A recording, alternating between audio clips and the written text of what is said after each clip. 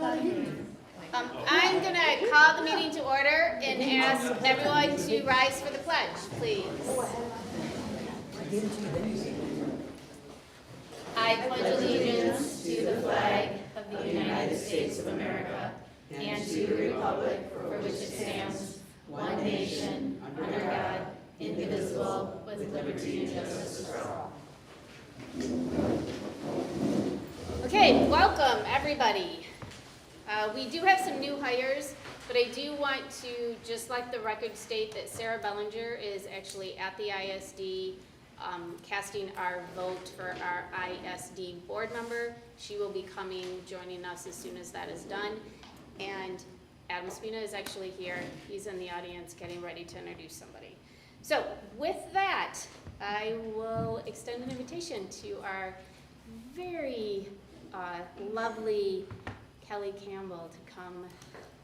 Is one more time. I was going to say, this is like the last time you'll come in front of us. This, I think, is it. Oh. She does look happy about that. I don't know Like about that. She looks happy. That makes my heart a little sad, but I'm very happy. I have to just stay happy so I don't get sad. So I've been working on that for the last few Great days. things are ahead for you. Yeah, absolutely. So as I was preparing for this evening, I was thinking about the fact that, and I don't know if you would remember this, but several years ago, Adam and I had a conversation in which he said to me that as administrators, hiring is one of the most important things that we do. And I absolutely agree with him. And it's one of the reasons that we take this every time an opportunity comes up to hire a new teacher. We take it very seriously. We are very thoughtful about our process, about who's on our committee, about how we're going to design each round of the experience. And I couldn't be more delighted to come to you this evening with the two candidates that I would like to recommend. So I'm going to start with fourth grade. I would like to introduce Ms. Janelle Wheeler. Janelle earned her degree in elementary education and special education with honors from Michigan State University, and she has really spent this entire school year here in Williamston. During the first semester, she was with Ann Felposh at the high school, where she co-taught 3 sections of math in addition to working in the academic lab or resource room. During the second semester, she had the great privilege of being mentored by Christina Foley in her 4th grade classroom. And that's like getting a extra bonus internship, in my opinion. Janelle had the opportunity to experience planning and teaching in all subject areas. And then when Christina very unexpectedly had to be away for 3 weeks, Janelle seamlessly assumed full teaching responsibilities. Since completing her internship and graduating from Michigan State, she's taken over lead teaching in one of our 3rd grade classrooms for a teacher on maternity leave. And during that time, I have personally observed, as have many of our staff, how Janelle maintains a calm and productive learning environment. Students are actively engaged during instruction. She has excellent classroom management skills, and it's really rooted in these caring connections that she's building with her students. Her references have described her as dedicated, organized, proactive, exceptional, mature, and innovative. And I know that our 4th grade team that had the opportunity to collaborate with her through most of the second semester are all very delighted at the prospect of her officially joining their team. So I am very happy to recommend Ms. Janelle Wheeler to you. Thank you. Are there any questions? Okay, this is also one of the exciting things that we get to do as a board that people enjoy and are excited about. So I will entertain a motion to offer employment to Janelle Wheeler. Make a motion that the Williamston Community Schools hire Janelle Wheeler to be a teacher starting with the 2025-2026 school year. Do I have a second? Second. Okay, I heard Dave, so I'm going to give it to him first. Deb, you can be up for the next one. Any other discussion? All in favor? Aye. Any opposed? Okay, congratulations. And you have another. I do. For our 5th grade position, I would like to introduce to you Ms. Shelby Durbin. Shelby received her Bachelor of Arts in Elementary Education with honors from Saginaw Valley State University just this past December. She had completed her student teaching in a 4th grade classroom in the Howell Public Schools, and they were eager to keep her on. So they offered her a building substitute position, which she filled for a few weeks until an unexpected need arose in another building in Howell. There was a 5th grade teacher who was not going to be able to complete the school year. So from February to the end of the school year, Shelby took over that 5th grade classroom. The principal of her building really praised Shelby for the way that she moved into what's a challenging mid-year transition. She stated that Shelby did a phenomenal job of setting clear and high expectations. She fostered trust and buy-in by building positive relationships with her students. Her principal also stated that her instructional practice and knowledge base is far more advanced than she would typically expect to see from someone just starting out in their career. In addition, other references describe Shelby as a go-getter who takes initiative and strives for excellence in everything she does. They highlighted her strong collaboration and communication skills, as well as her enthusiasm and positive energy throughout the school day. I think that these strong foundational experiences that she's had early on in her career, coupled with her intention to really build relationships with our student and our staff, will make her an excellent addition to Explorer. Any questions? Okay, I will entertain a motion for offering employment to Shelby. Move that the Williamston Community Schools Board of Education hire Shelley Durbin to be a teacher starting with the 2025-2026 school year. Second. Okay, so I have a first, Dave, second, Deb. Any other discussion? All in favor? Aye. Any opposed? Okay, congratulations. And thank you to Yes. you for Thank you. everything. Dr. Spina. I feel like this is kind of the rite of passage here. Good evening, board members. It is a different perspective sitting out here in the audience.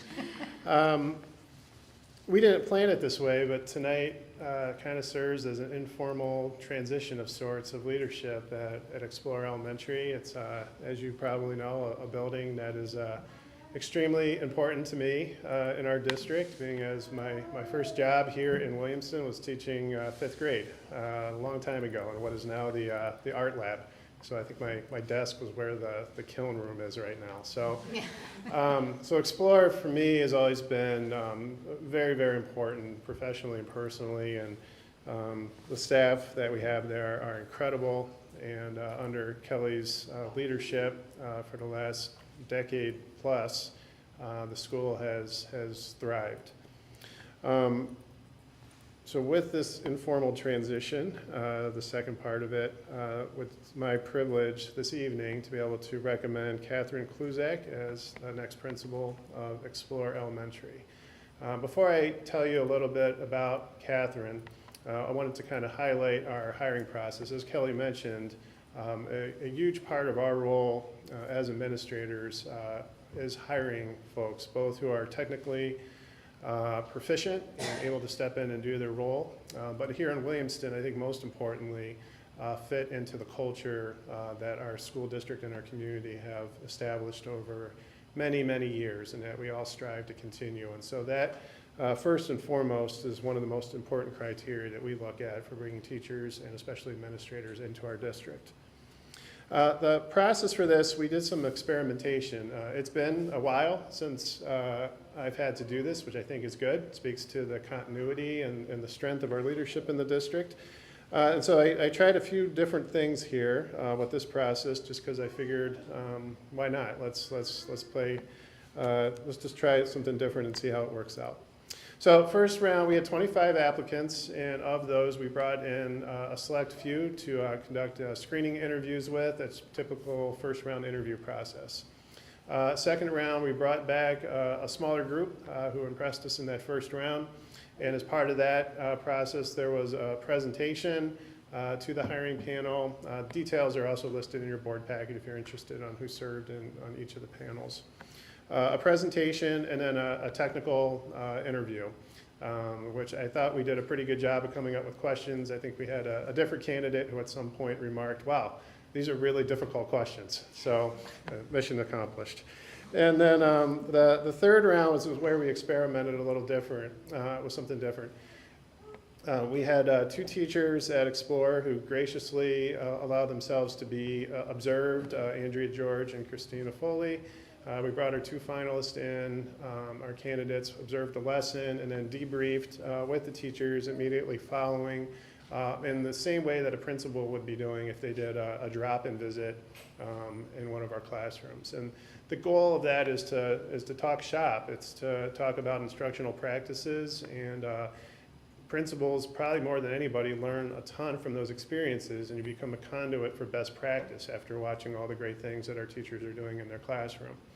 And so after that, obviously, there were additional questions and reference checks and all those normal things. So a very robust process, and I'm pleased to inform you that through every round, Catherine wowed the committee and unanimously was a favorite throughout our process.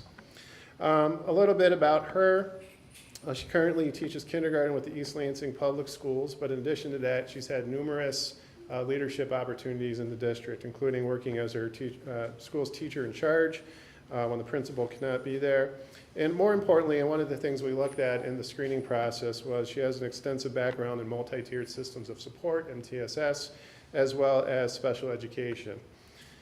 Catherine served on the leadership teams at East Lansing for the MTSS social justice teams and served as the special education chair.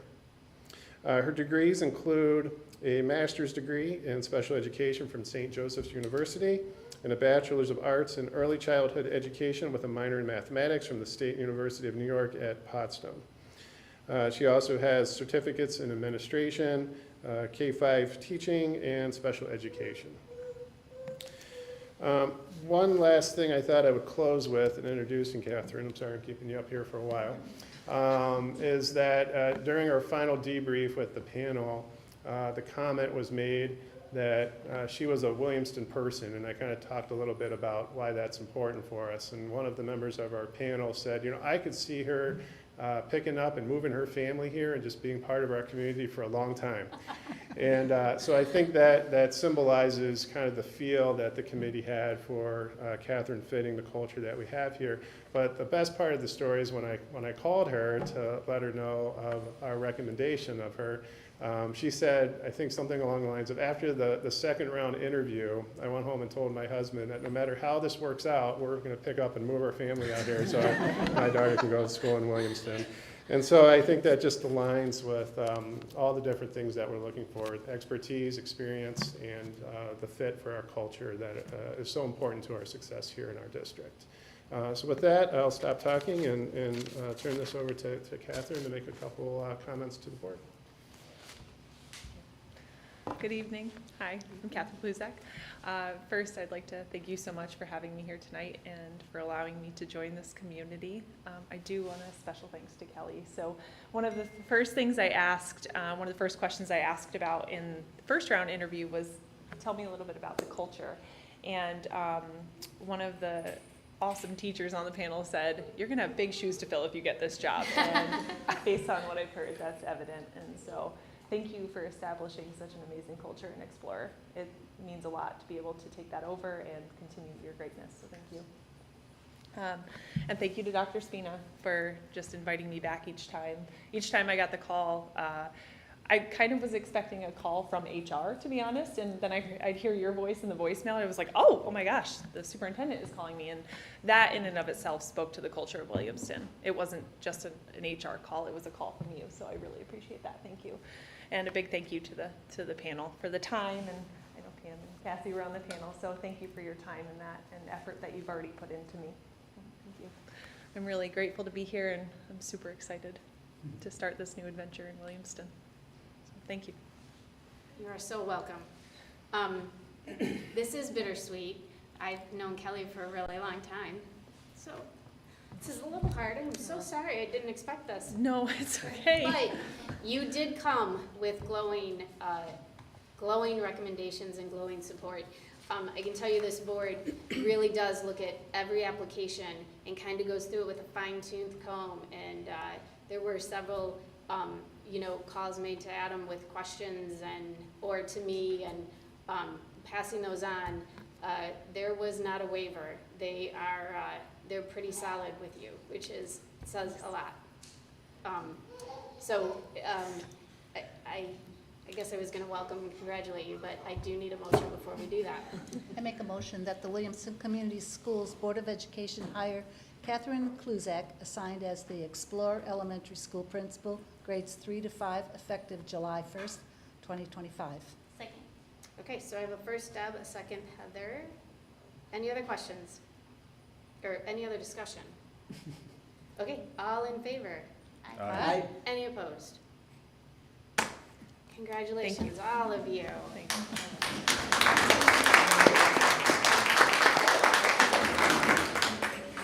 you.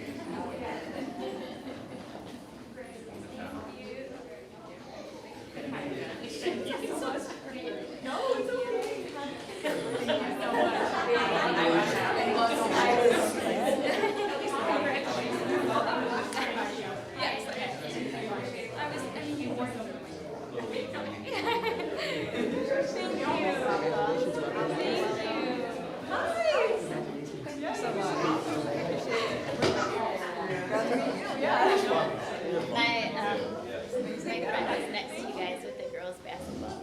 They were busy all Yeah, night. and she was like, be glad you're not here.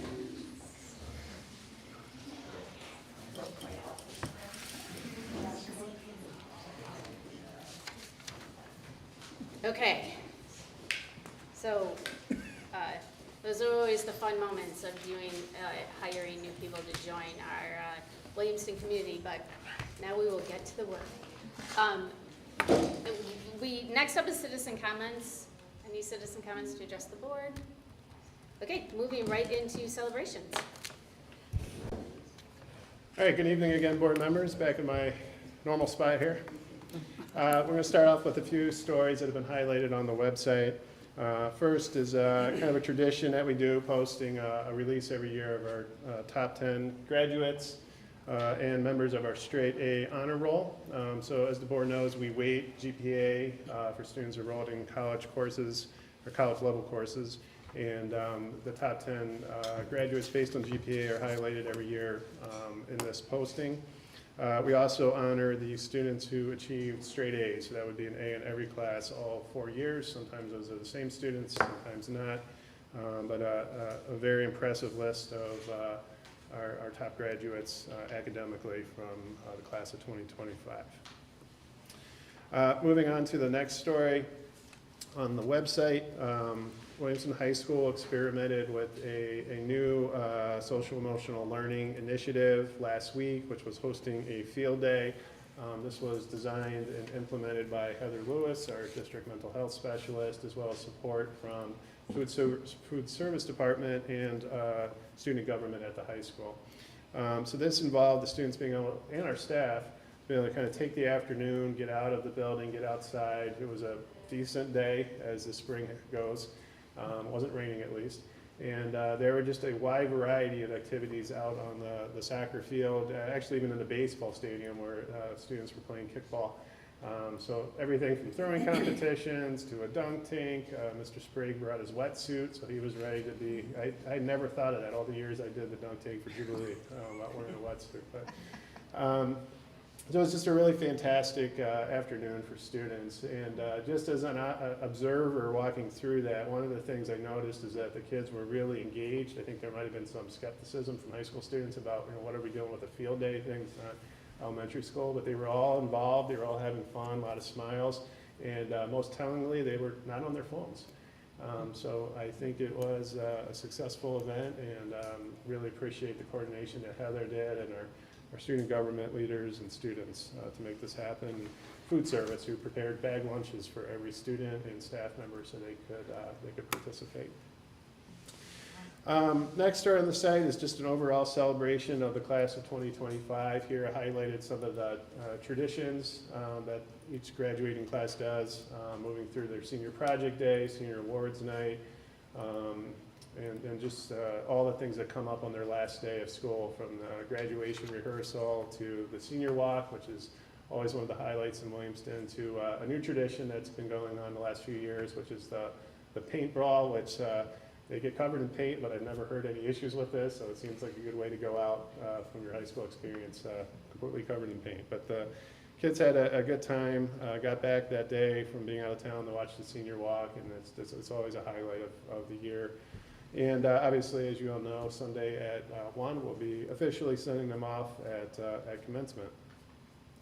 A few stories that aren't listed on the website, but I thought I will mention. Spring athletics, I'm not going to go through all the awards and recognitions because I'll miss one, and that would be bad, but I will say that we have a very successful spring sports season across the board in every sport, including our co-ops. From tonight on, there's 3 sports still participating. Baseball's in the Diamond Classic semifinals tonight, and we'll be playing in the regional semis on Wednesday, weather permitting. Softball is moving on to regional semis on Saturday. I believe girls lacrosse is still playing. I'm not exactly sure when their game is, but I know it's coming up. And I think that's a regional semifinal game as well. And then soccer is playing in regionals tomorrow afternoon. So tomorrow, big sporting evening for Williamston. Girls girls regional soccer at Lansing Catholic, and then immediately following at hopefully, if they win tonight, MSU's baseball stadium will be the baseball team. So a lot going on with athletics, and I hope to highlight some of the successes of our individual student athletes and teams in future publications. Lastly, this time of year is kind of synonymous with a lot of special events and activities. There's special things going on all over the district last week and this week, special events, parties, activities, field trips, and just all kinds of extra things that our staff does to make these last several days of school fun for our students across the district. And so again, it just speaks highly about none of these things have to happen, but our staff does it because they care about our students and they want to give them a positive end of the year. And so too many examples to name, but there's just all kinds of fun stuff happening all over the place. And it's just really cool to see, and it's not like that everywhere. So really appreciate all the things that our staff is doing right now that they don't have to, but they do it because they know it's important for our students. And being as this is our last meeting of the school year, I know we still have one more before the fiscal year ends.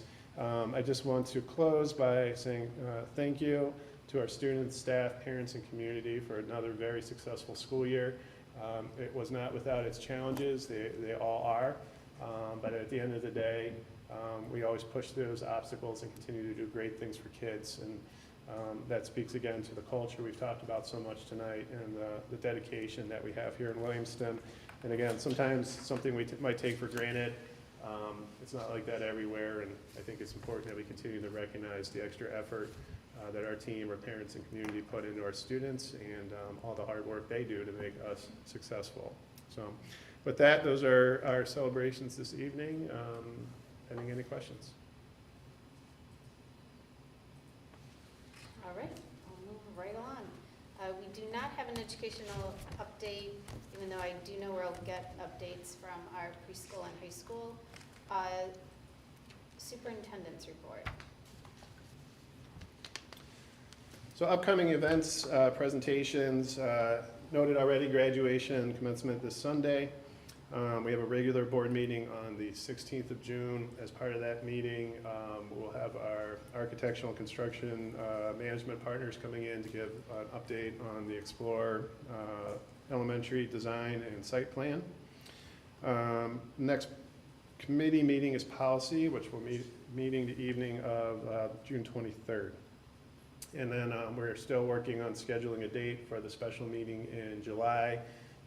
But there is a request out there to identify some dates that might work, and we'll get that hopefully closed out here before the end of the week, so we know when that is. Moving on to bond updates. So really positive news.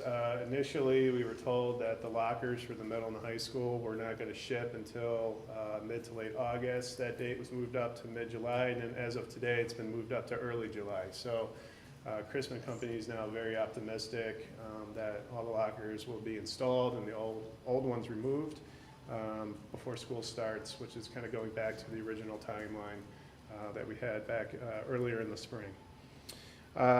Also, high school and middle school furniture that is set to arrive mid-June.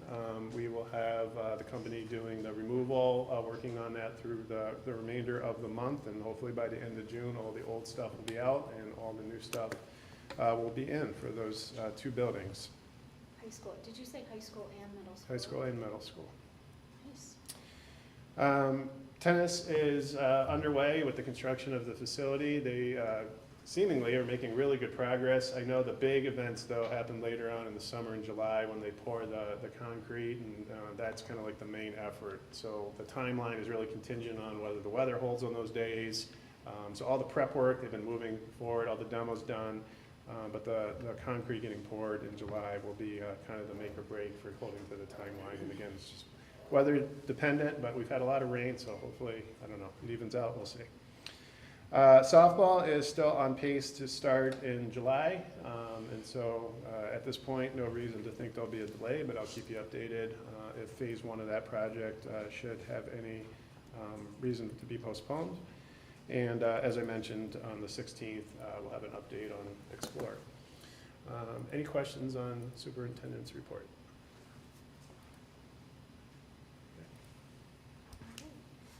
Moving right along, committee reports, we have finance. We had a finance meeting on May 27th, not March 27th, May 27th. And at that meeting, we had a number of updates in regards to our final budget, as well as sinking fund and the budget proposal, as well as the class update. Much of this, we're going to be talking about a number of these things today in our discussion items, but everything is moving forward. We also talked about our summer projects, some of which are ones that Dr. Spina just mentioned, and the bond update. So a lot of the things that we're going to be talking about tonight. All right. Then moving right along to discussion items, and I'm going to invite Mrs. Rebecca Olson to the podium. I don't know.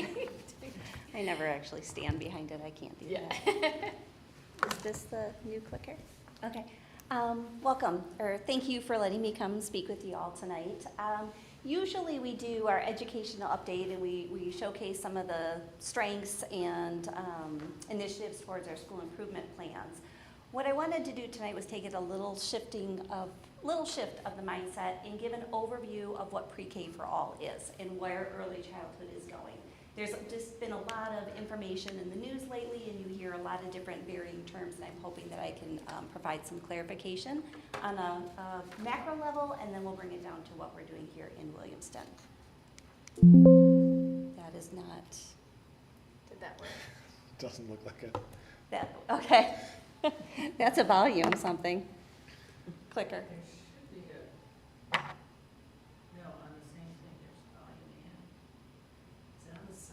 There's an up and down button on the front. If you just up or down, we'll move it, Okay. theoretically. There it is. Okay, there it is, down. Okay, so pre-K for all, I want you to think about pre-K as a grade level. So we've been usually calling it preschool, and we can continue to call it preschool, but for the government and the state of Michigan, they're calling it pre-K. So pre-K is essentially preschool, and then you got kindergarten, first, second, third. So pre-K for all is the governor's initiative, and it is linked in there. So there's quite a bit of links in your PowerPoint if you want to dive a little bit deeper. But pre-K for all means that the governor's initiative is that every 4-year-old in the state of Michigan is eligible for a free preschool education by the year 2027. That's a pretty hefty goal of the governor, and so I'm kind of giving a little overview on how we might achieve that or move the needle towards that goal. So under pre-K for all, there's essentially two different kind of arms or funding sources. On the left, you have Head Start, which is federally or funded by the U.S. Department of Health and Human Services. So that's all the federal funding. Back in January, February, you heard a lot about the funding being removed for Head Start. It was reinstated, but there is still that federal funding that is up for discussion and really imbalanced right now.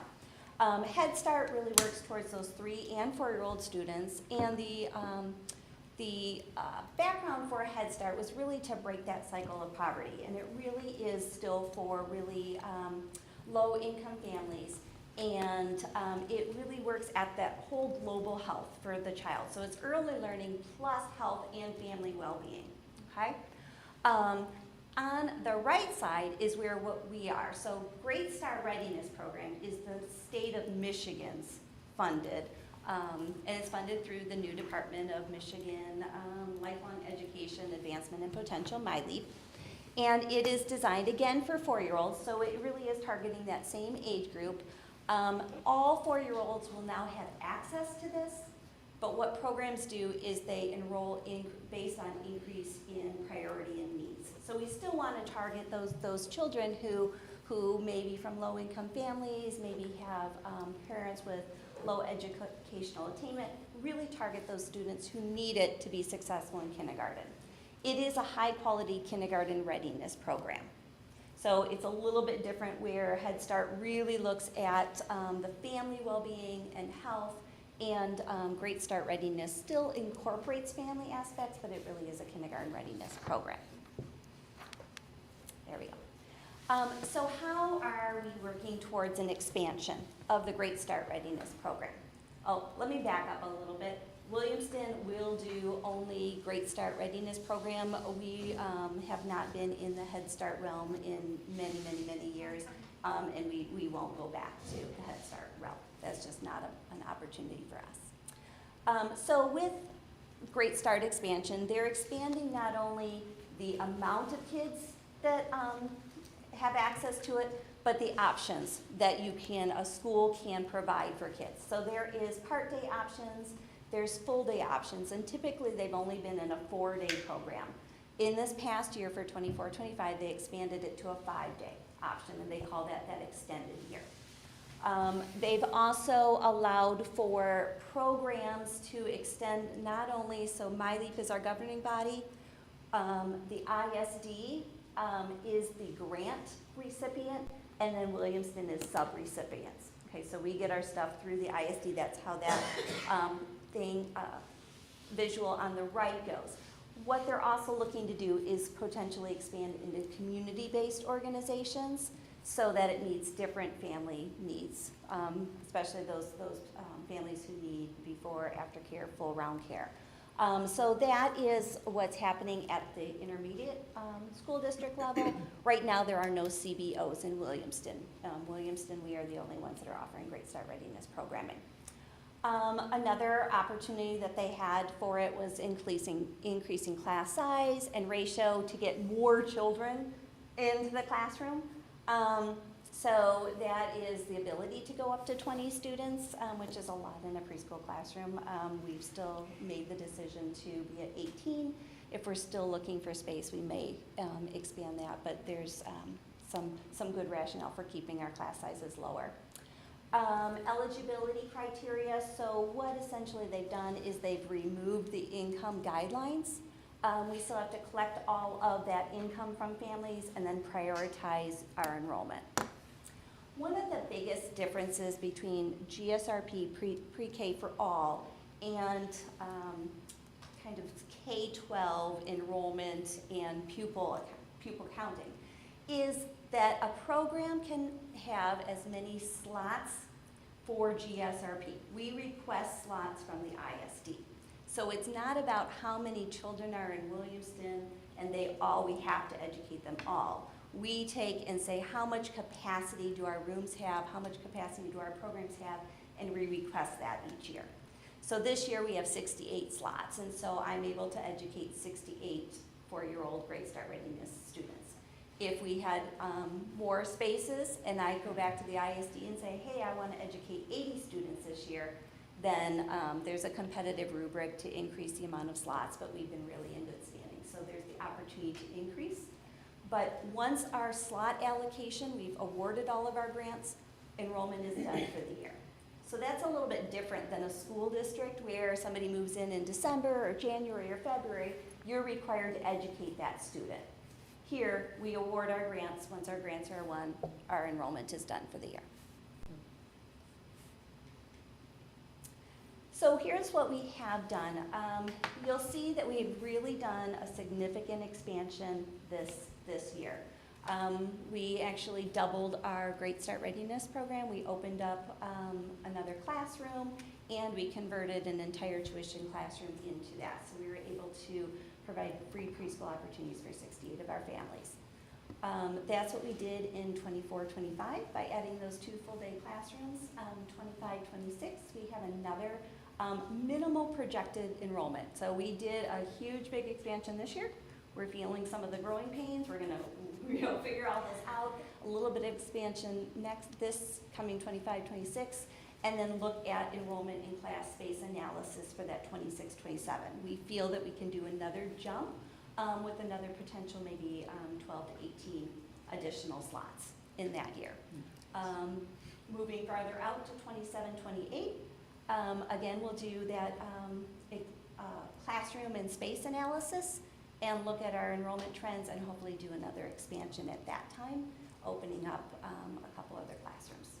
So right now, if you look at the green percentages, right now we are educating about 41% of our kindergartners.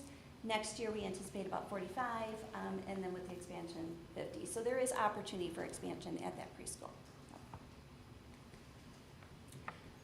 Coming up to budget, as you probably have spoken about a lot in here, is the budget is not finalized, and so this is some of the preliminary numbers. What you see is the 4-day programs have about equivalent to the K-12 per pupil funding. Our 5-day programs are higher than the K-12 funding. That is just based on we have more teachers, our classroom ratios. So we're not sure where it is going to end up. There still is some transportation and startup grant funding that I'll explain in just in a little bit. So this year, with the amount of expansion that we had when we were able to increase about 30 slots, we qualified for different startup grant funding. Okay, we did not pursue the transportation funding. In Williamston, we are maxed out at capacity in our buses, and so it'll be an ongoing, but that's just not something that we're going to look for or do at this point. But we did take advantage of that startup grant funding. So we got about $75,000 in there. Brandon is working very, very hard, so you keep him working, I do as well. But we really focused that startup grant funding on really sustainable items, really our facilities within the classroom, additional tables, furniture, things of that sort. But we are installing new cabinetry in 2 of our classrooms, bringing it out of the 1950s, upgrading some flooring. We're doing a taller privacy fence around the KCLH playground that should be under construction starting next week. That kind of aligns with our safety and security practices as well. Gym equipment, additional playground, upgraded technology in the classroom, and some additional classroom materials. So we are trying to be really strategic on the use of that funding. Going into 25-26, that startup grant funding, we're just having that minimal expansion, so we will not be qualified for any, but I'm hoping in the 26-27 school year we'll have some significant money again. Going over to our updates in our memos, these were really detailed in the memos that we had submitted. So the Kids Corner Family Handbook, Kids Corner Little Hornet Family Handbook, there were minimal revisions in there, personnel changes, and some common district language that we wanted in all of the handbooks, especially our non-discrimination policy and the Title IX policy. The other handbook, our employee handbook, again, had very minimal revisions. And the revisions in there, again, included the non-discrimination policy. Also, the other two policies were the Employee Earned Sick Time Act, which went into law in February, as well as, so we updated that. I have both Williamston and ESS, which is our contract company employees, and so there's two different policies in there, both meet the regulations within the law. And then the other one, we're gonna still have personal time in addition to the sick time. The third point in there is that there is a potential tuition increase. We've had to raise tuition, which is in direct relation to staff salaries. Right now, the minimum wage has an established increase over time, and so we have a salary schedule for our people, but we are trying to do our best not to raise tuition for our families, and so we're trying to see what the government, what funding we get from GSRP, to see if we do have to, if we can squeak by 1 year without raising tuition, but there is potential of probably a 3% increase in tuition, and we'll try and do that for half the year starting in January 2026. Again, that would come forth to the board if necessary. Questions? Do you know, do we have a lot of 4-year-olds that would qualify for Great Parents Great Start that didn't get slots? So we were able to this year award all of the families by October a spot. So there were some interest later on in the year. We also have a group in Williamston that really desire a half-day programming. And so we've had people who really chose to decline a slot based on the amount of time we were able to offer. And so since we did have people who wanted that full-day slot, we went and did that, and then our half-day people chose a tuition program. So we're trying to really look at our enrollment trends and see where we can meet all of those family needs and wants. I just lost my train of thought.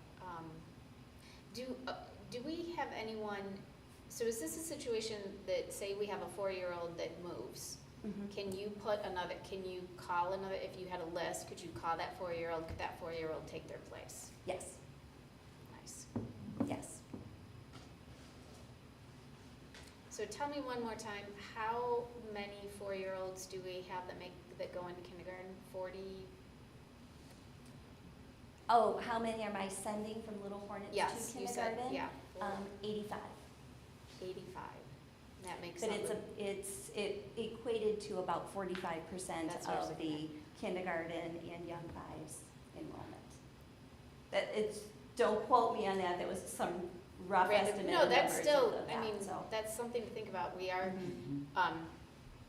and you probably don't, I don't know if you want this or not, but I do encourage you to call Rebecca, and maybe next year, probably this week would not probably be great, but to go and just see what they do in those preschool rooms. Those kids are really ready for kindergarten and prepared, and they do work closely with our kindergarten teachers, so it's really nice to have that bridge. So 45% is really a nice number. Any other questions for her? All right. Rebecca, is it your goal to eventually have the program large enough so that close to 100% of those kids go into our kindergarten? You know what, it's always my goal to educate 4-year-olds, or I want to be standing right here. I think there's so many benefits of preschool, and then I think there's so many benefits of being able to know where those kids are going. Like Nancy just said, we do a huge amount of transition activities and really analyze our data to say, how are we setting our kiddos up for the most success?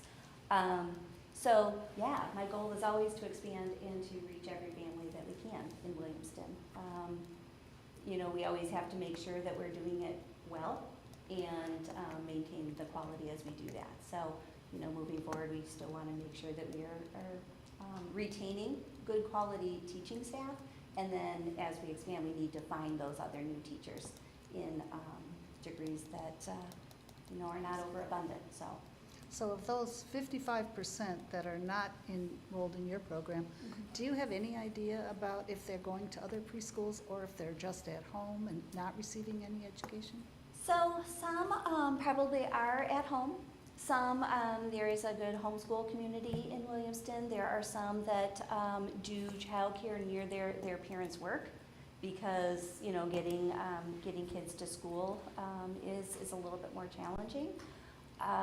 We have some childcares within the local community that are wonderful. They are not at this point, going towards a Great Start Readiness model. There's a huge amount of quality, a huge amount of reporting, a huge amount of finance that Sarah knows. That if they've already been established, I'll have a conversation with the parent and say, if you are really established, I just want what's best for your child.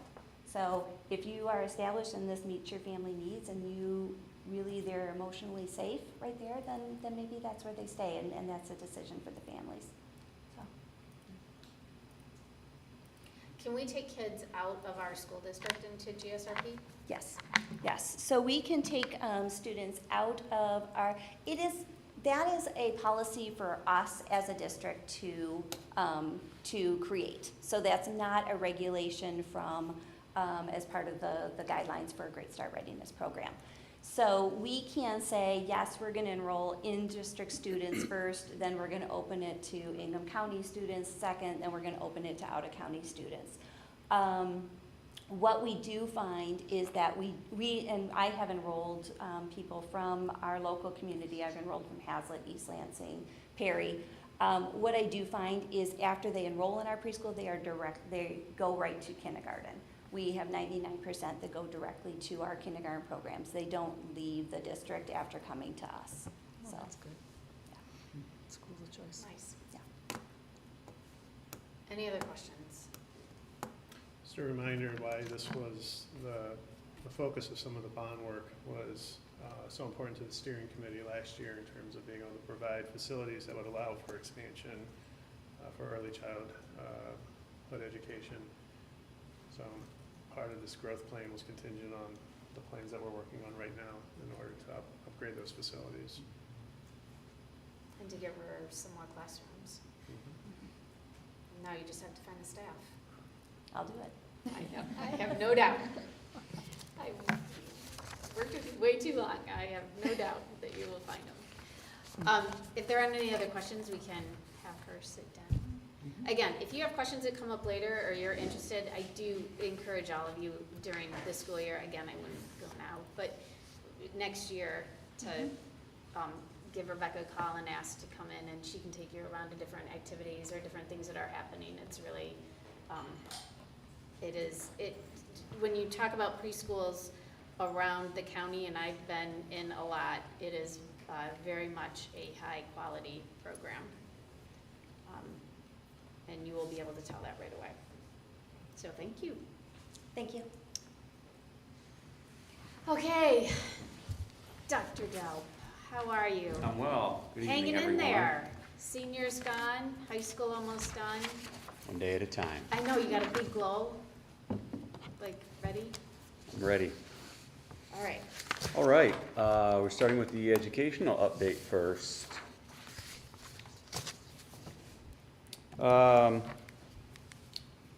So my two big talking points for this year are the common grading policy work. This is something we've obviously been working on for 5 years. We actually started in 2019 and got postponed for a year or two during COVID, and we've been working hard the last 4 years to finish this up. I'm also going to talk about the individual and customizable learning opportunities that were offered this year and were potentially offered for next year. So looking at our common grading policy work, our last big piece that we tackled this year were grading categories and weights. The grading committee, which is comprised of 3 or 4 teachers and a couple administrators, looked at the research and developed some draft definitions for different categories. We surveyed the staff to see what kind of categories they were using in their classrooms. And what we did over about 6 months is we refined it down to the 2 categories of formative and summative. We worked on clear definitions for what those 2 grading categories look like. And we worked with the staff to survey how they were weighting their grading categories. And we went through a couple different drafts, finally ended up on 70-30. So formative, which is the checks for learning, will be worth 30% next year, pending your approval. On summative categories, the assessments of learning will be worth 70%. And this is just a starting point. Like all of the different components in the grading policy, it's something that's going to have to be revisited. But we are proud that this was our last big hurdle to putting our entire policy together. Just going back to the staff and their vote in March, choosing to adopt the definitions, the 2 categories, and the weights. So it was 3/4 voting for this to implement with the start of the 25-26 school year.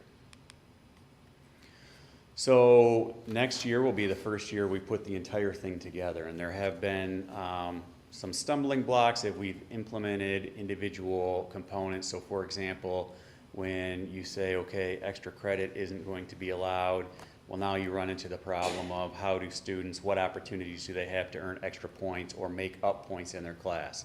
So then we developed the retake policy the next year, which provides that opportunity. So as you implement one component, one piece of the puzzle without the entire puzzle, there are some roadblocks. So we are looking forward to this coming fall, the entire policy, which is listed here by bullet point in the years that we worked on those components. It'll be implemented. The goal is to go through the first semester with the entire policy in place. We already know that there are going to have to be some tweaks that are made. We surveyed the staff this past January to see where they were with existing components. We received back at that point. There's also been some feedback received as we end the second semester. So to go through the first semester, collect feedback, analyze that feedback as a grading committee, take that back to the entire staff, go through that process to make any modifications or revisions, and ideally implement those for the 26-27 school year. That right now is the goal of the timeline, but like anything, as we go through it, if we see when this entire policy is put to place that there are some more critical areas that need to be addressed in a more timely manner, rather than making the staff and the student body go through a policy that maybe isn't quite clicking, there is the potential that we could make some changes for the second semester. Again, putting this entire thing together for the first time and giving it its first drive in the first semester. So can I ask a question before you move on here? Absolutely. So, and you might have said this, and I apologize if you did, and I'm not getting it. So, are we giving students extra credit, or there is no extra credit, or in certain classes there's extra credit? There is no extra credit No extra in the credit building. at all? It's the retake? It's the opportunity to retake something. Okay. Earn back points. Points, okay. Yep. Other questions about? the grading policy? Before you move on to the other learning opportunities, I do get this was a lot of work, and I do get that we, staff and teachers are very passionate about what they do in their classrooms. So I'm sure sitting around the table, all of a sudden being told that's not happening, and then having to find some common ground was, I'm sure, pretty emotional, and there's probably a lot of storming before you got to a center base. So thank you, and thank you to the high school for tackling all of that. Yeah, It is much appreciated. Thank you. We're excited that regardless of some of the hurdles to get here, that all of our students are going to be able to walk into any class in the building and know exactly, this is an A at Williamston High School, and this is what's going to go into that grade. So there isn't, I'm going into 6 different classes with 6 different grading policies and wondering, what do I have to do here and what do I have to do here? So, just as far as kind of a customer service piece goes for our students, there should be clarity going into every single classroom. Like I said, there are going to be some modifications that are going to have to be made, but this is a starting spot for all of us to be in the same place. I have a question too before you Yeah. go on. You have a little chart with the 75% of the teachers were supportive of the 70-30 Yes. form. Is that a great number? Or would you have been happy with over just a majority, or I'm just trying to get some sense of that? Like Nancy said, there was a lot of emotion with this process, right? And it seems like everyone has their specific component that they were very passionate about. So that became obvious very early in this process, even going back to the non-achievement rubric, which was the first piece that we tackled. And it became clear that if we were going to create these individual components and work towards this entire policy, it was going to have to be a majority vote on these individual components as they came up. Otherwise, we would probably still be talking about the very first component if we were trying to get, 90% or more on each component. So it just became clear to the grading committee, we are going to have to go with the majority rules, move on to the next component, and like I said, as we put the pieces together, identify where some of the weaknesses are maybe, or it's not working, and go back and modify. But just it already took 5 years to do this, and we just knew that with how passionate people were, it was going to be a simple majority vote. So to get 76% to agree to this, 3/4, I would say, was a very strong vote for this component. Any other questions about the grading policy? Okay, the second thing I'd like to talk about are the individual and customizable learning opportunities looking to next year. And I know this is something that we've talked about extensively, and this is important to the board, is school, and I'm talking high school specific right now, is evolving very, very quickly, especially since COVID. So when we look at the individual opportunities that we are offering students next year, we've scheduled our students. They received their schedules last week, current 8th through 11th graders. We have 102 students signed up for dual enrollment college courses either through LCC or MSU. That is by far the greatest number that we have. It seems like every year we're up about 20. A few years ago it was 40, then 60. This year it's 80. Now we're at 102. So more and more students are using dual enrollment for part of their daily schedule. We have 23 students signed up for Ferris concurrent enrollment courses. So right now we have 125 students. That's almost a full graduating class. Our graduating classes tend to be about 150. 125 students that are taking college level courses at some point during the day. We have 80 students planning to attend the Wilson Talent Center. This is almost double from where we were 2 years ago. This is the number we're at right now.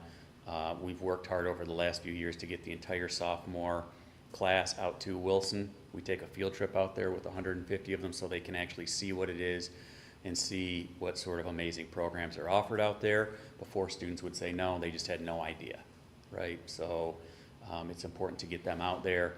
This year we had about 80. Next year we're looking at 80 also. And we have about 45 students signed up for Michigan virtual courses. Mainly, this is to expand beyond the high school courses that we offer at WHS. There is a little bit of crossover if students can't make certain classes work in their schedule. For example, they can't take chemistry because it doesn't work with their other courses. They might take chemistry through Michigan Virtual, but the majority of students are expanding beyond the course offerings. So when you look at that, that's closing in on half of our student population, not quite, but we're getting close to 50% of our students outside of that, what has been a traditional 6-hour in-person day at the high school. So continuing to give those students opportunities and more opportunities as they come to our attention. Of the dual enrollment students, are those primarily all going to Lansing Community College, or are there other universities? The overwhelming majority, because what we pay towards tuition does just about cover all of the Lansing Community College courses. There sometimes families and students do have to pay a little bit if it's a 4-credit course or if it's a science lab beyond what we pay, but it will cover the overwhelming majority. At Michigan State, it covers Small portion. not even half.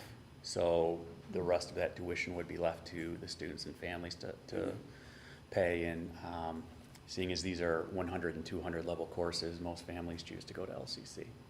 Yeah, it's something we need to, oh, sorry, I'm just saying from a policy standpoint at the state level, this is something that I think it's important for the board to be aware of, that if we're advocating for students to have these opportunities, which I think we all fully support, the state should also recognize that the tuition rates to do that are higher than what they would traditionally fund for a 6-hour day at the high school. And again, high schools are more expensive to fund. That's why most charter schools don't go into high school grades, and most private schools don't either, because high school is so much more expensive than a pre-K-8 system, this just being one of many examples. And our state formula has not yet recognized that fact. So just from a policy perspective, I think it's important for the board to be aware of that gap in funding. So the other question I had was, with the increase in the number of dual enrollment and students in concurrent enrollment, are we seeing a decrease in the number of AP or students taking AP? We are seeing a decrease in total section numbers of our AP courses. Our teachers are doing a really amazing job of trying to encourage students to take APs in the building. In my personal opinion, and I think the majority of our staff, there's no doubt that in-person learning from our teachers is a great way to go compared to online dual enrollment courses. The challenges are students can earn college credit on a college transcript that's covered by the district. They can earn credit for a course in one semester instead of a full school year. So in 2 college semesters, they can earn twice the credit than AP offers. And AP, not their grade that's on their transcript, but ultimately earning the college credit is going to come down to how they do on one 3 or 4 hour test that's going to cost them roughly $100. So there is an expense associated with AP. You're potentially earning half of the credit. It's based on one test instead of earning across the semester. So again, learning in person from our staff is you know, that's a huge bonus, but when you're looking at the cost of college and how quickly you can earn credit, that's real. I've seen some high schools, and I don't know if there's ever been any talk here for us to do this, but there's some high schools that have switched the model of AP so that it's not a full year course, and that a student can actually finish an AP course in one term.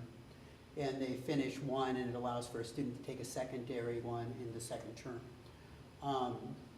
I don't know if there's ever been any talk at our level. I mean, since I've been on the board, it's always been the same model, but I have seen that at some other high schools across the state that have started to look at that to allow for students more options. That's not something that we've discussed. Quite frankly, that's not something that I'm aware of. My question is that curriculum is very prescribed by College Board, and so I am not sure how our teachers right now,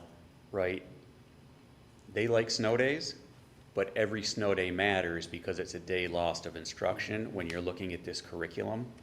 And so I would be very interested to see how a year-long curriculum is shortened down to one semester.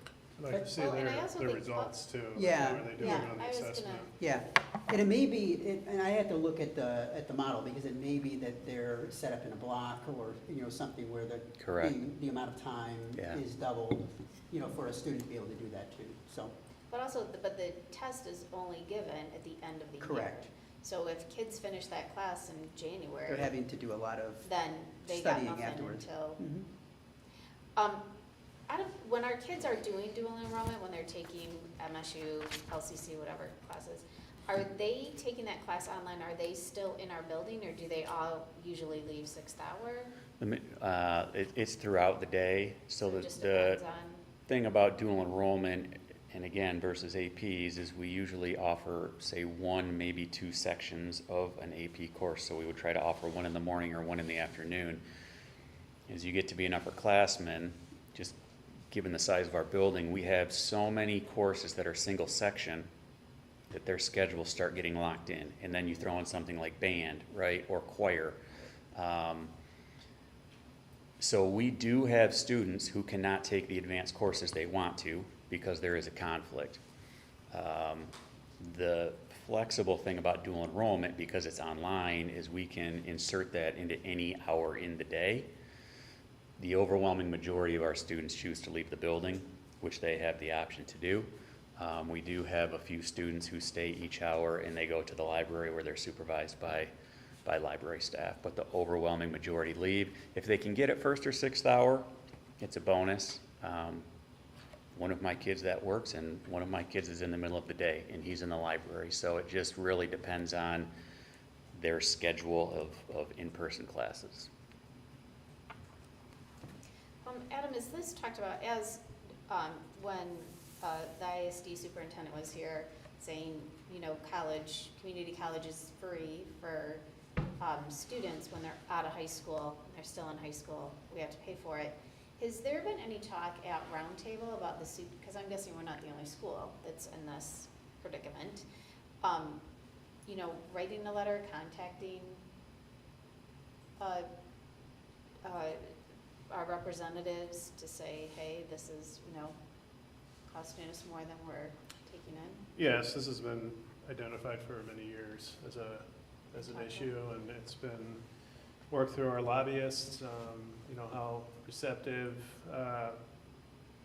state government is to this is kind of dependent on what their other priorities are, and this just hasn't risen to the top as far as things that they're interested in fixing at this point. Any other questions on the customizable learning opportunities? The last opportunity that I want to draw your attention to, like I said a few minutes ago, every year we're looking at what additional options can we provide to students to customize their experience. A few years ago, we tried providing a 0-hour. That there wasn't enough student interest to run that. What we heard last year during some civics presentations from some of our students is that they would be interested in seeing that opportunity provided again. 0-hour would provide students with flexibility. So if we have PM students going to Wilson, right now they have to hustle back to get back for 6th hour, which they do lose 15, 20 minutes of. Those students wouldn't necessarily need to come back. Their day would end at 5th hour, so they'd have 0 + 5 would be their 6 hours. If students wanted, if they were athletes and they wanted to get out in 6th hour, they could warm up before competitions. If students have jobs and they want to leave for an hour earlier, and you know, right now they probably start at 4, they could start at 3. So we heard from students that this was a want. We decided to pilot it with one 11th grade class, civics and econ, 2 classes but 1 hour, and English 12 for 12th graders. We had students that requested it right on the borderline probably of numbers to run these sections. 15 requested the 11th grade course and 17 requested the 12th grade course. The problem that we ran into is, again, going back to the single section courses, when we plugged them in, we couldn't get them into 0-hour. They needed to be in the building through 6th hour to make everything work. And if you take 0-hour because the district does not pay for credit advancement, their day would end at 5th hour. We do have some single section courses that only run 6th hour. So for example, next year we're going to have a new AP European History course that's 6th hour. We have students that dropped out of the 0-hour pool because they wanted to take that. We have Wilson Talent Center students who need to take math and an academic lab for part of their IEP plan. And we couldn't get both of those classes into first and second hour because they would be gone third, fourth, fifth. So those students, the 0 hour wouldn't work for them. Say the section of math that they needed to take was offered first hour, it's not a given that their case manager is going to have an academic lab second hour. We do several push-in courses throughout the day. So they might have academic lab first, third, and fifth. Well, the math class only runs twice, and it's first and fourth. So because of all of that, we were basically down into the single digits for both of those classes. So they are not running because of, again, it's not just a matter of want, it's can we make the schedules work for students. Figuring out the master schedule is very laborious. It's something that administration and the counseling staff, multiple teachers, Mr. Ellis, take a look at this, and it took an extra day or two this year to try to put it together than it normally does.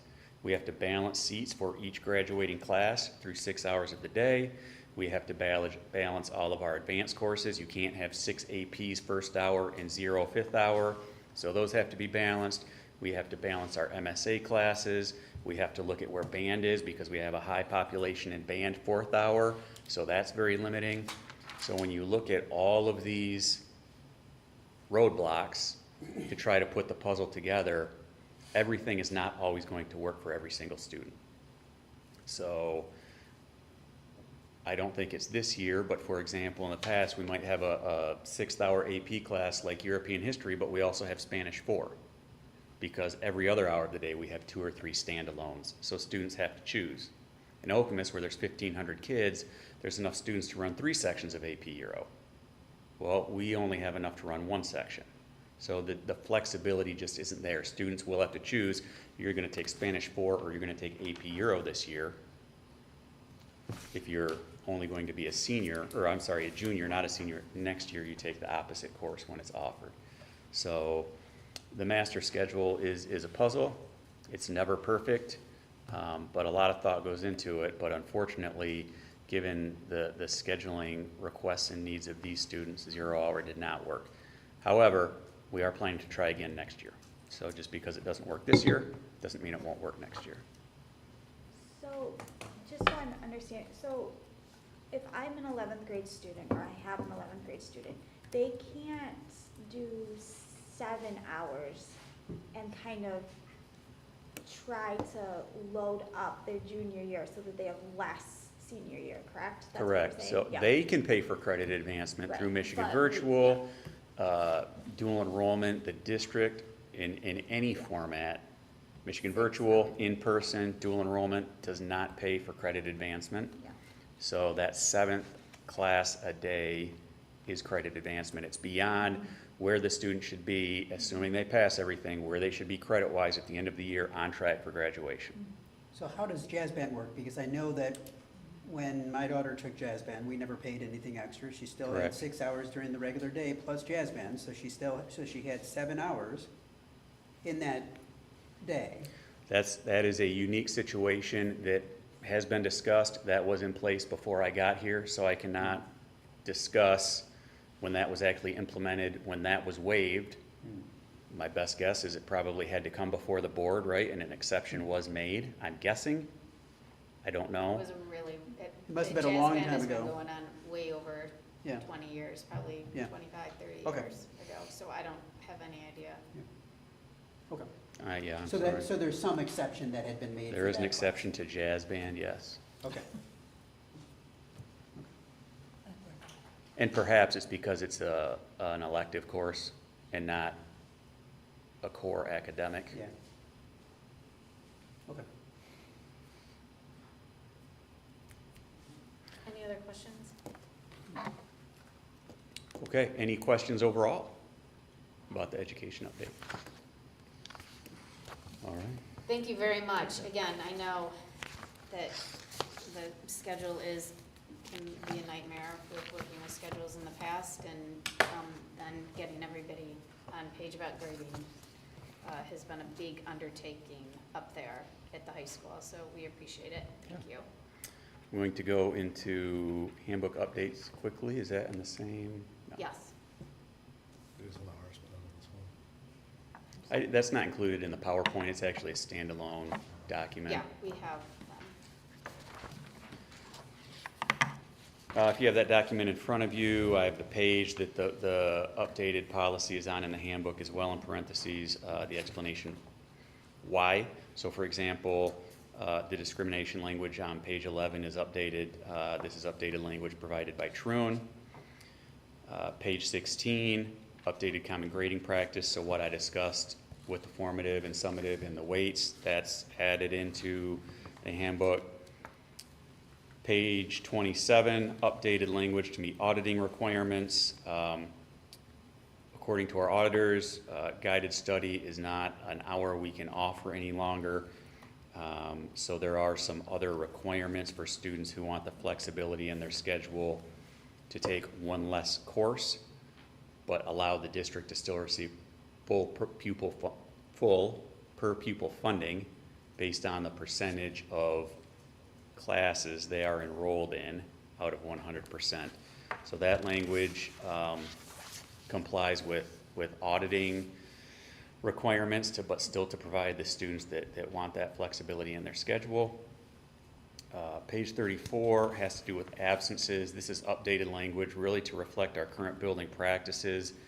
The school-related absence category is going to be deleted, and we'll move up to the exact same policy excused absences have. This really is how we've been operating, and probably in error based on what the handbook says, but excused absences are excused absences. So whether a family needs to excuse a student, the school excuses a student for a field trip, for an extracurricular event, again, trying to simplify things down for students, right? An excused absence is excused. Here's the policy. So the excused absence policy does not change. We're just adding school-related absences into that same paragraph and deleting the old policy. Page 38. This is going to be the updated bus transportation language. I know that was recently approved, so this is the old language as it exists in the handbook. So it's just an acknowledgement that will be changing. When I submitted this, I didn't have the new bus language yet, so that will go here. Page 44, just updated again to reflect current building practices. Fairly minimal changes, but just a little bit with cost, where the sticker goes, fines and fees. We don't really use a boot anymore in the parking lot to put on student cars, so the boot language has been removed. So again, just to update current building practices. And lastly, on page 51, with regard to the cell phone policy, just a sentence: cell phones are to be stored in a calculator holder in each classroom for the entire class period, so that regardless of what classroom the student is walking into, he or she knows exactly where that phone is to be stored for the entire hour, and teachers are aware as well. So going back to just consistency for students with another policy. Nice. Questions on the handbook updates?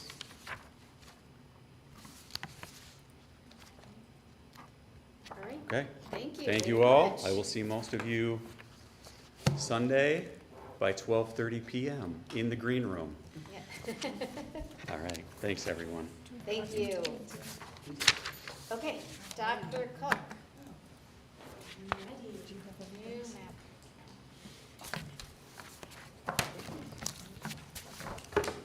See if I can figure this out, the down, correct? All right, so good evening. I'm here tonight to present a recommendation for the adoption of Reveal Map curriculum for grades K through 8. So I'm going to go through the agenda. There's quite a bit. the rationale for the new product, pilot selection process and timeline for our program evaluation, how that came to be, our K-8 program overview, Alex, the ed reports, specific details, program costs, recommendations, and then at the end, any questions or discussion. So for rationale, we purchased Go Math from Houghton Mifflin Harcourt, HMH, in 2022 for a 3-year period of time. This past year, HMH chose to retire the program, which they've been doing, and shutting down access to our online platform for all of our students. This retirement is part of HMH's ongoing efforts to innovate and update their educational products with newer solutions being developed to provide a more engaging and effective student and teacher experience.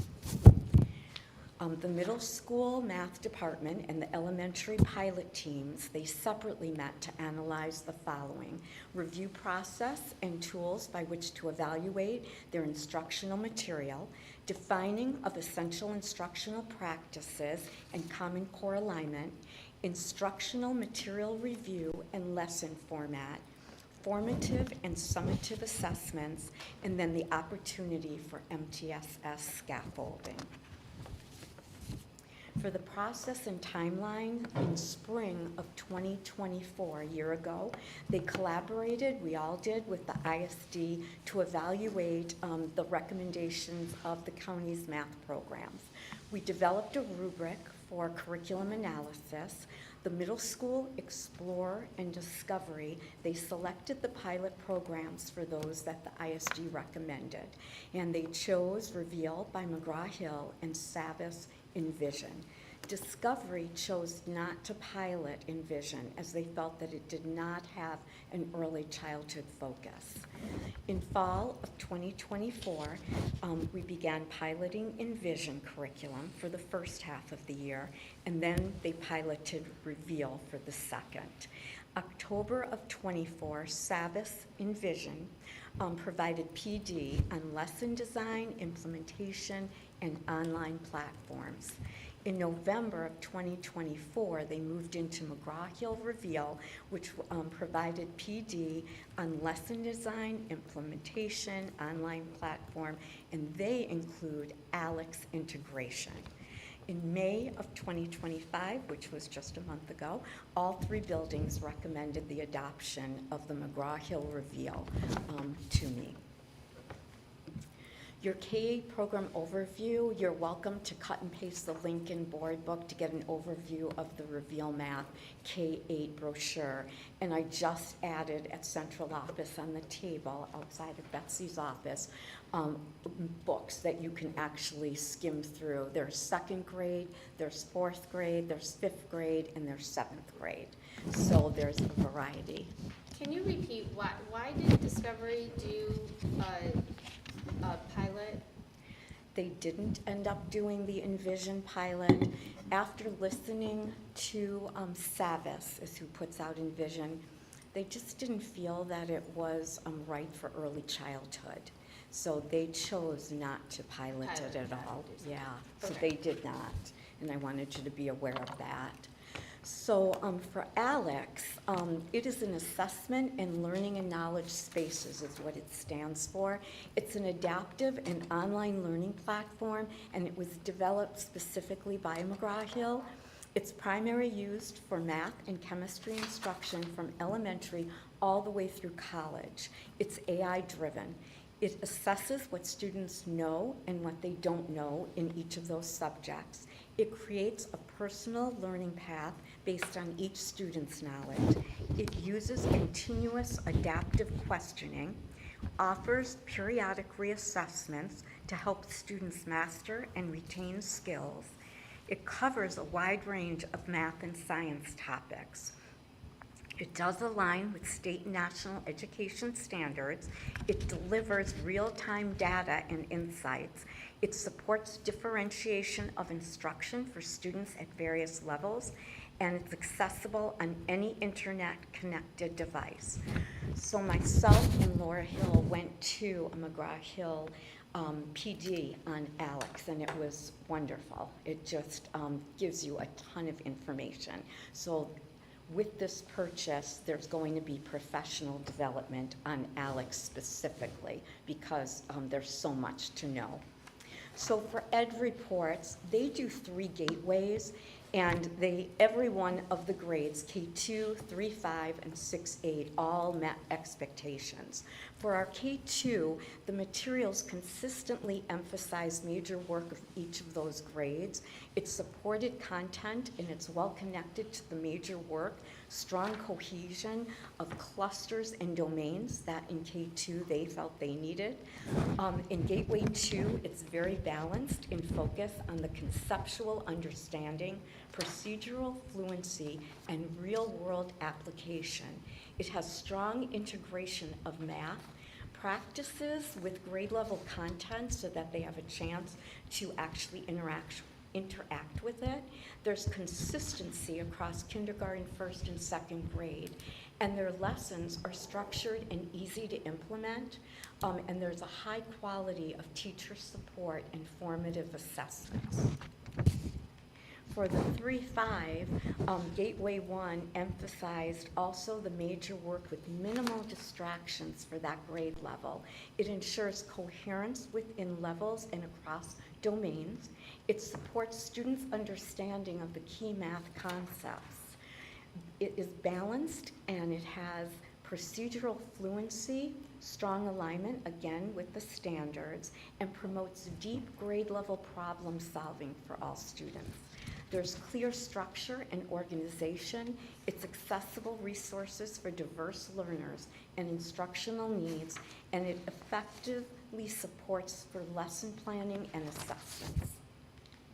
And last but not least, for 6-8, under Gateway 1, there is coherent connections across those 3 grades, and it addresses supporting standards that reinforce the major work. It has a lot of attention to detail of application, clear, meaningful connections, and it emphasizes on-grade level problem solving, which ensures readiness for future content. So the specific details provides rigorous and content-rich instruction aligned to grade level expectations. It offers differentiation, standard-based pathways to meet diverse student needs. It integrates lessons and assessment design with varying depth of knowledge, our DOK levels, and it includes real-world applications and examples in both print and digital format. Of course, the caveat is the cost. The total 6-year cost is $270,641.95. That does include full access to Alex and comprehensive professional development. This also includes geometry for both middle and for high school, and as I know you saw that we had to add that cost because we were waiting to get the numbers for geometry, so I apologize it wasn't in the first. But the recommendation, the program components align with state, district, and building initiative. It includes accountable talk, standard-based assessments, and active student engagement. Reveal Math K-8 is designed to reflect the rigor and balance of the standards. It supports student learning and growth aligned with college and career readiness. In collaboration with Discovery, Explore, and the middle school, I recommend the adoption of McGraw-Hill Reveal Math for grades K-8 beginning fall of 2025. Do you have any questions or comments? That cost is spread over 6 years. I was just. Thank you. I could have said that, yes. Interest-free, like. Yes, we'll pay cash up front, but budget-wise, we expense it over. So it's 6 years. Like spread out, amortize it, yeah. Did all school buildings come to the same conclusion on their own? So Or in- was it kind of like we want one, so, like how, I think that's unique. 6-8 right away wanted Reveal Math.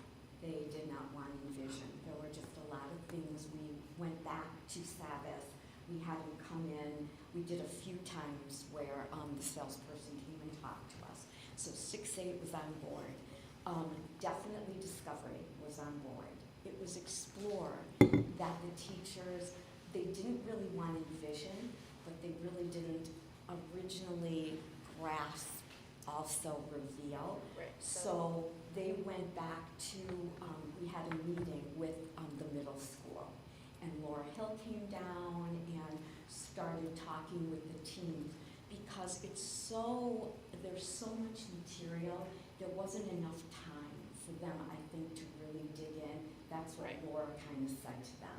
So yes, they all had chosen not to go with Envision, but kind Getting of them all on the same page.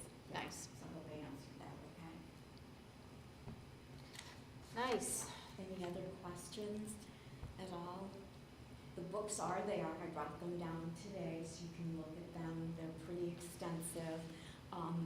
This has a differentiation component, which is really nice. They can do a lesson kind of in a standard format or kind of in a differentiated format within the same lesson. Nice. So that really is helpful for all the teachers too. Will the teachers get their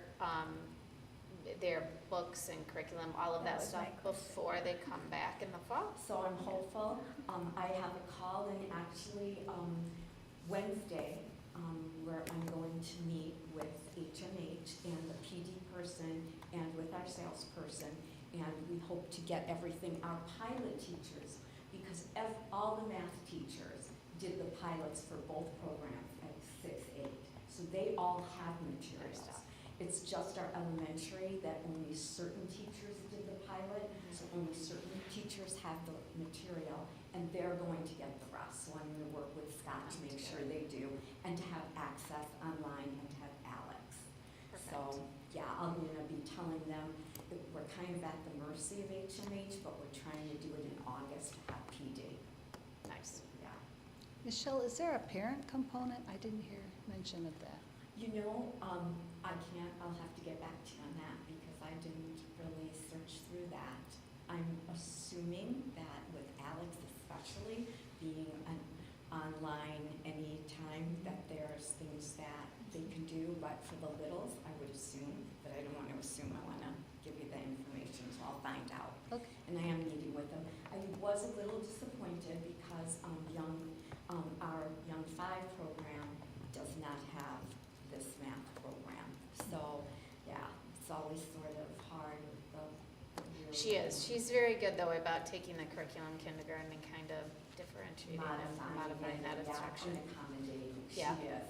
And Pretty there's sure a she lot will. of books too, but I wish that it would be something. Yeah, someone. They have, right, for them to follow.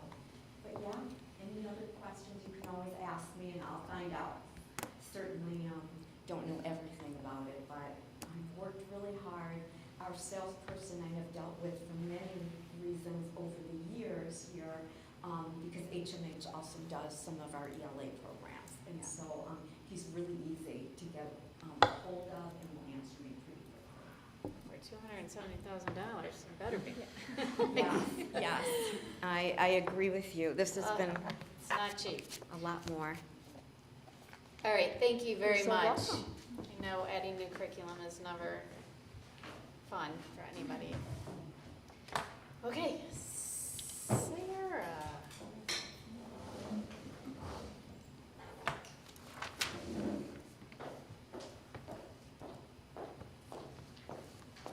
Okay, so first we will be going through our 24-25 final budget.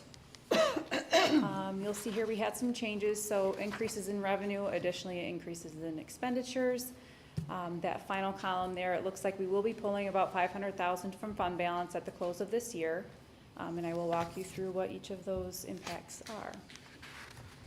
So the first line item there is our per pupil allocation. I pulled that right off of our state aid. That increased about $85,000. Our MIPSERS net adjustment, that is one of those items that comes right in from the state and then goes right back out.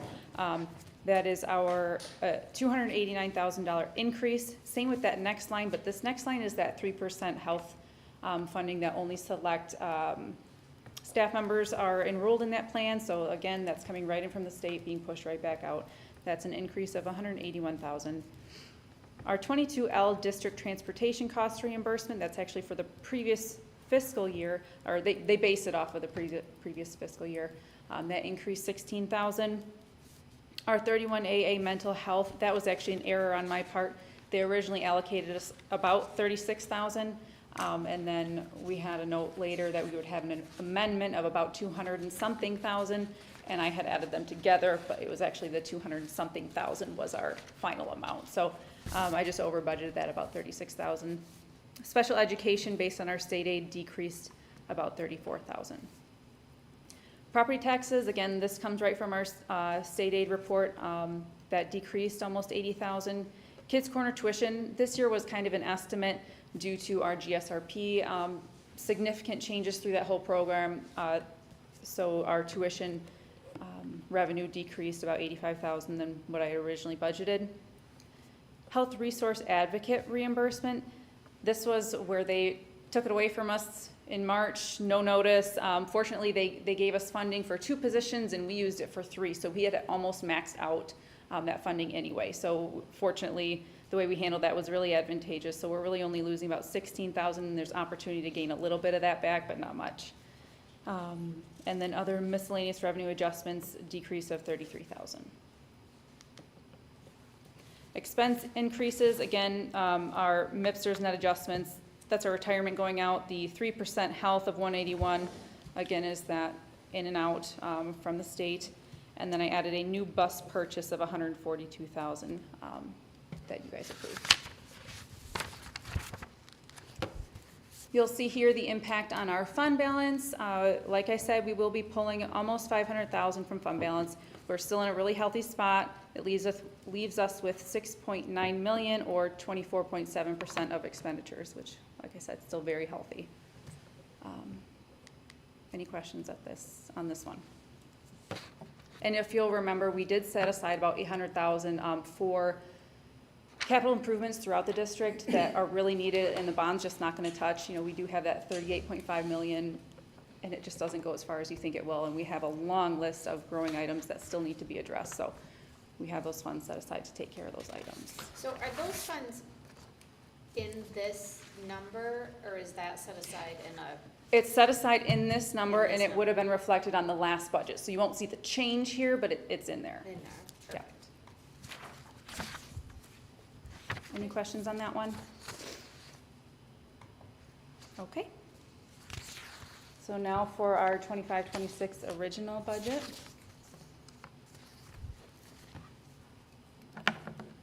Okay, I don't want anyone to stress out, but you will see here, we are expecting to pull about 1 million from fund balance in 25-26. I want to kind of emphasize that this is an estimate. We still don't even have our state numbers yet. So, and I am always conservative. You do know that. So, you'll see we're expecting a decrease in about 1 million in revenues and a decrease in expenditures about 600,000 there.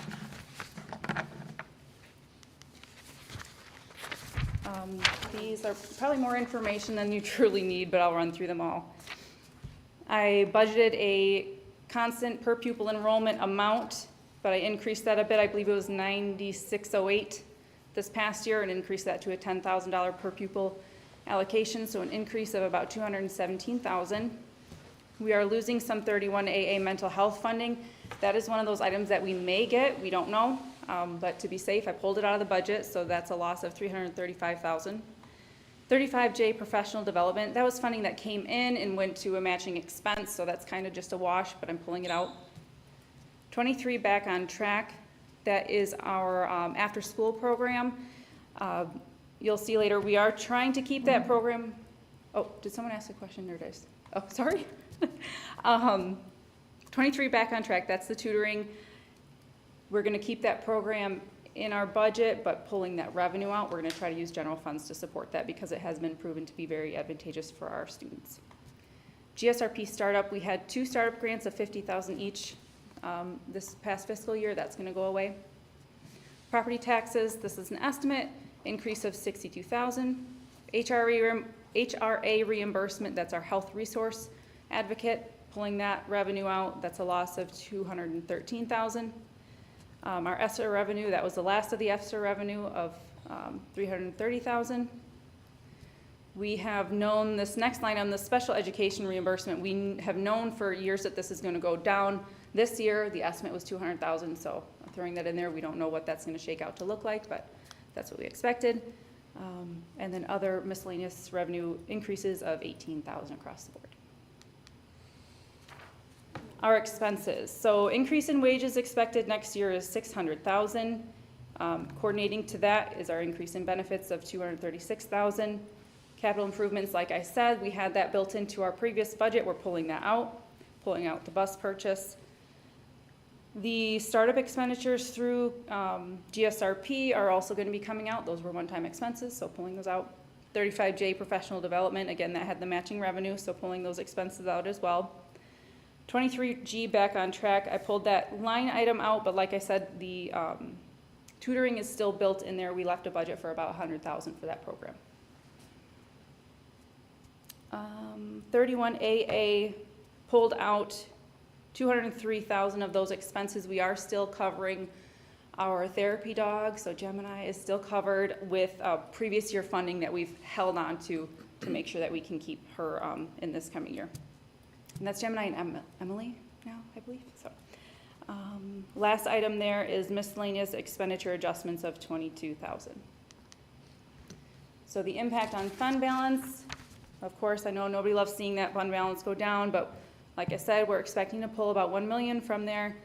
That will leave us with $5.9 million and 21.6% of expenditures, which is still really healthy.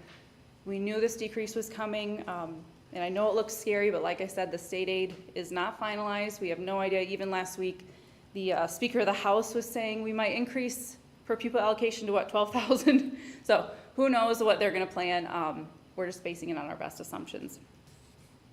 He proposed a $12,000 per pupil, but he also proposed for getting rid of all the categorical funds, so we don't really know.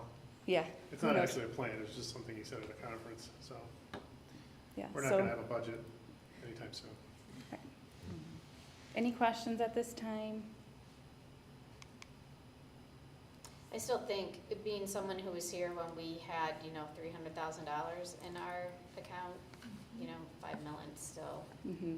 I don't even think we had that much. That's being very generous, I think. So I just want to back up It in was terms of low. how we're looking at this, or at least the way I'm approaching it, is looking at it in a 2-year cycle. So we know, what we don't know, I think, is the most important thing. So we don't know when this budget's going to come and what's in it. So instead of being in a situation where we're making cuts to services for students that are invaluable, as the board has heard time and time again, without fully knowing what the state budget's going to entail, I think that's getting ahead of ourselves. So looking at it in a 2-year cycle, pushing this discussion to next winter, when we know for sure what it was we received and the impact on our overall fiscal stability, that allows us to go into 26, 27 with facts versus basing these very important decisions on assumptions and a budget that doesn't exist. So my hope would be this would be our worst case scenario. I mean, I can't guarantee you that because again, I don't know what we're receiving. But when we talk to our staff, when we talk to parents, there's a need for more. We need more resources, more support, more people to provide supports for students. And I think before we cut what we have, we really need to know facts. We just don't have those facts right now. We know we're in a kind of a bridge year at the high school because we have a larger cohort moving up and we're trying to make sure those classes continue there. We know we're providing extra resources to support for Discovery next year and hope to make sure those structures and systems are in place to support student need there. And all these additional positions we brought in over the last several years have been very impactful. Experts in their field and people that have made meaningful contributions. So I don't want to beat this to death, but again, the point is we're trying to take this, looking at it in a 2-year cycle versus presumptuous decisions at this point when we don't know factual information. I do appreciate you being very conservative with that. That is a better way than to be Yeah, thank you. hurting. There are lots of schools hurting right now, so I feel very fortunate that we can somewhat hold steady. Any other questions? Okay. Next is tax. Tax rate thing? Yes. Summer taxes? Yes, this is our L 4029. I don't think, okay. Yeah, so I did want to point out just a couple of things on this L 4029. So this is our summer tax levy. For the summer, we only have 2 taxing authorities, that's Meridian and City of Williamston. So they're a 50-50 split. The others are all in the winter. So all you'll have this time is, like I said, Meridian and City of Williamston. I want to point out a few things in that chart. You'll see it kind of goes our general funding, and then it goes debt, those middle lines, and then recreation and sinking fund.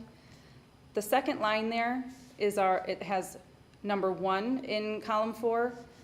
That's our Headley hedge. So you'll see as you work your way across there, when over to column 10, you'll see that should be 9 if we were at maximum levy, but it's not, and so our hedge there, just below it at 0.1149, makes up for that, and that does allow us to do the full millage of 9. So just want you to know that Headley hedge is doing some work for us. So- Yep. I'm sorry. No. So this is, was it a year ago that we August. took this to a vote? Yeah, it's the same election as the bond. Fine, okay, so does this take us back to where we should be after the vote? Am I saying that correctly? So we are at 18 mils, which is the maximum we could levy. Get? Yep. Okay. So like as our tax, So as we our had millage dropped- is reduced, the Right. hedge kind of comes up to make that even at 18. Right, so Is we that- went to the community and said, hey, can you vote to get us back to Yes. where we need to be? They And supported this it. reflects that. Yes, correct. It will also do that into the future. That's the benefit of the hedge. It's not a one-time change. And so as the Headley continues to erode, the hedge will continue to pull it back up to the full 18 Where we mils. need to go. Yes. So we are voting on this tonight under a roll call vote. Correct. Just Yes. So Yep. everybody knows we need to vote on that. There's a few other things I wanted to point out. This discussion. On the third line down there in column 3, you'll see that says 2024. That is our 2024 bond has now replaced our 1996. Right. So that again was approved in August of last year. And then if you work your way down to the recreation and sinking fund lines, the bottom 2 lines, you'll see in column 4 is what was authorized last year. If you move over to column 7, you'll see those amounts decrease, so they are being impacted by the Headley rollback. So we are getting a little bit less funding there this year than we have in previous years. And that is all to point out there. All right. Any questions? All right, thank you. So, thank you. Okay, the Michigan High School Athletic Association, this is just our, dues enrollment, what do I wanna call it, like, they were part of this. I'm assuming no one has any issue with us continuing to be part of the MHSA? Okay, so we can sign that. And then our membership for the Michigan Association of School Boards, that's coming due also. There's some stuff in here of things that, everything that they do with that money and workshops and everything else. Does anybody have a problem with us continuing to be part of the MHSA? Not MHSA, sorry, MASB. Okay. Moving on to our action items, I will take a motion to approve our consent calendar minutes. I move that the Williamston Board of Education approve the minutes for the regular meeting held on May 19th, 2025, as presented. Second. I heard Dave, so first Deb, second Dave, any other discussion? All in favor? Aye. Any opposed? We do have the roll call vote for the motion for the 2005 summer tax rates. Make a motion that the Williamston Board of Education hereby certifies the following tax levies for 2025 summer property tax collection, City of Williamston and Meridian Township only. 8.8851 mils for general operations, non-homestead only. .1149 mils for Headley Hedge, non-homestead only. 1.25 mils for 2024 bond, 0.57 mils for the 2015 Series A debt, 1.72 mils for the 2019 refunding, 0.38 mils for the 2021 refunding, 0.3641 mils for the recreation millage, 0.4887 mils for the sinking fund. Okay, so I have a first Chris, second Sarah, No, Heather. second Heather. Any other discussion on this? Okay, Amanda, can you take us through roll call, please? Amanda, yes. Chris? Yes? Dave? Yes. Deborah? Yes. Heather? Yes. Sarah? Yes. And Nancy. Yes. Motion passes. Motion carries. Next, we have some separate action items. Approval of the rules and regulations for bus riding students. Also remember, when we approve this then will go into all of the handbooks. Move that the Williamston Community Schools Board of Education approve the rules and regulations for bus riding students as presented. Second? Okay, Sarah, was that you? So I have a first Dave, second Sarah. Any other discussion? All in favor? Aye. Any opposed? Okay, and the middle school handbook. Make a motion that the Williamston Community Schools Board of Education approve the 2025-2026 middle school student handbook as presented. Second. Was that Deb? Okay, so I have a first Chris, second Deb. Any other discussion? All in favor? Aye. Any opposed? Okay, we do have a resignation letter for a teacher at Little Hornets. I am hearing she is, I've met her just a couple times, but I'm hearing she's gonna be greatly missed. She's going, I believe her husband got a job, and she's, Grand Rapids area. yeah, gotta move with her husband, I guess, darn it. She'll be here in the summer, for the summer program. Oh, though. nice. That's good. At this time, any citizen comments? No.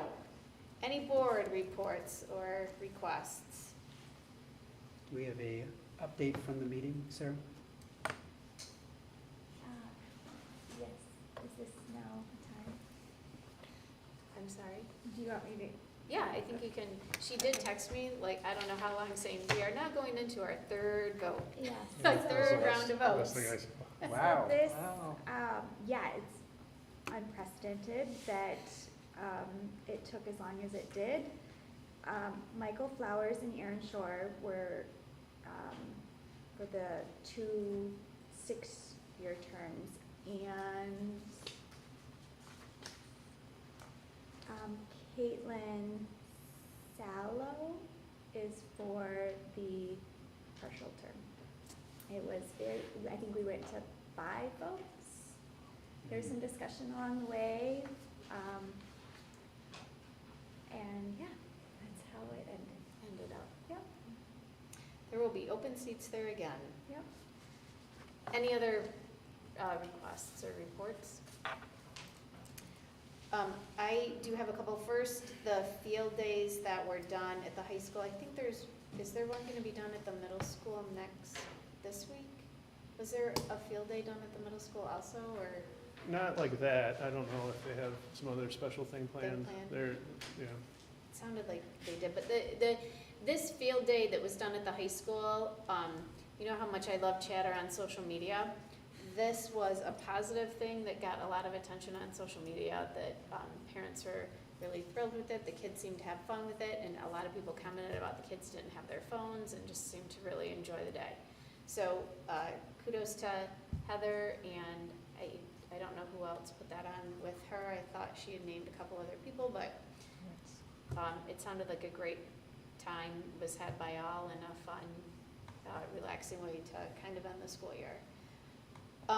Also, graduation on Sunday is, Dr. Dowd mentioned. I will not be there. I will be at my niece's graduation in Minnesota. And I just want to say congratulations to all the graduates and their parents and the teachers from preschool all the way up to 12th grade that got these kids through. It is a huge accomplishment this day and age. So thank you to everyone. Are the teachers gonna join us on stage this year? We could have I don't think we Who's have the- any who's the board alumni kids graduating. Representative being The- recognized. Becca Ann Robinson. She's very accomplished. I think she'll be a really good speaker. I think Short rocket scientist, if I understand it correctly. It works with. Graduate of That's what what she year? should Oh, I don't know that. Oh, I've been told. You'll find out on Sunday. On Sunday. Yeah, stay tuned. thank you. All right, we do have another meeting in June, but to all the staff who might be watching, have a great summer, and we will see you back in August. Can I have a motion for adjournment? Motion to adjourn. Second. First, Chris, second Deb, any other discussion? All in favor? Aye. Any opposed? All right.